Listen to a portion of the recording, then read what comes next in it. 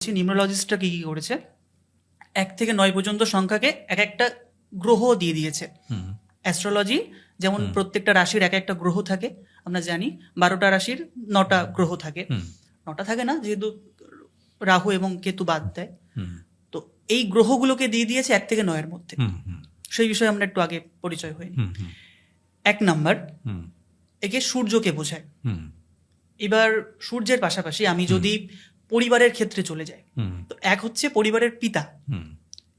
মানে নিউমেরোলজির এই যে সংখ্যা তত্ত্ব, সেটা একটা পরিবার ভাবছি আমরা। হ্যাঁ, পরিবার, সেটাকে আমরা পরিবার মনে করলাম। কিন্তু যদি পরিবার হিসাবে আমি আনি, 1 হচ্ছে সূর্য, আমি সূর্য হিসাবে ধরছি এবং পিতাকে ধরছি। 2 সেটা মুন, চন্দ্র, সেটাকে আমরা মাতা হিসাবে ধরছি। 3 এটা জুপিটার বা বৃহস্পতি যেটাকে আমরা বলি, এটাকে আমরা ধরছি আমাদের টিচার, যারা গুরু, যারা আমাদের শিক্ষা দিচ্ছে। আচ্ছা আচ্ছা। 4 সংখ্যাটায় চলে আসছি, এটা আমাদের রাহুকে বোঝাচ্ছে, ইন্ডিকেট করছে। এটা 4, আচ্ছা আচ্ছা, রাহুকে। এটা আমাদের চলে যাচ্ছে আমাদের শ্বশুর বাড়ির সাইডটা, শ্বশুর বাড়ি। 5-এ চলে আসি, 5 বুধকে ইন্ডিকেট করে। 5 চলে যাচ্ছে আমার বন্ধু বান্ধব, আমার বোন, এরা। 6 এটা হচ্ছে ভিনাস বা শুক্রকে বোঝাচ্ছে। অ্যাস্ট্রোলজি শুক্র গ্রহ 6 এখানে চলে আসছে।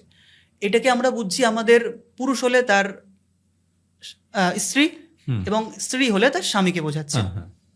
7-এ চলে আসি, 7 হলে আমার কেতু চলে যাচ্ছে, কেতু গ্রহ।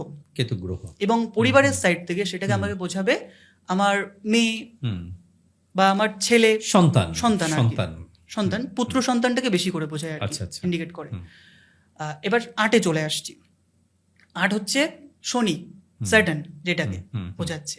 8-এর পরিবার হচ্ছে আমার বয়োজ্যেষ্ঠ যারা আমাকে দাঁড় করিয়েছে বা আমাদের পরিবারকে দাঁড় করিয়েছে, বয়োজ্যেষ্ঠ যারা আছে তাদেরকে।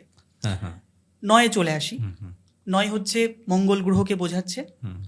9 স্পেসিফিক্যালি তেমন কাউকে বোঝায় না, ঠিক আছে। 9টা অনেককে বলে যে বউকে বোঝায়।